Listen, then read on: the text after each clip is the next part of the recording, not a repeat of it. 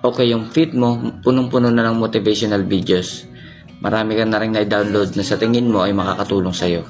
In-unfollow mo na rin yung mga distraction sa paligid mo, pero hindi mo pa rin magawa yung self-improvement na tinatawag. At napapaisip ka na kung bakit kaya.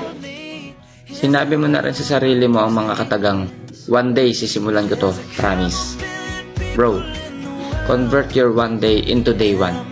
Dahil lalong wala ka masisimulan kung puro ka one day. Di mo rin kailangan ng maraming resources. Magsimula ka lang sa kung anong meron ka. Don't mo need mag-excel. All you need to do is become resourceful. So yun lang. Kaya mo yan. Paulit-ulit na paalala, naniniwala ko sa'yo. Kaya mo yan. This is day 32 of my self-improvement. See you guys tomorrow.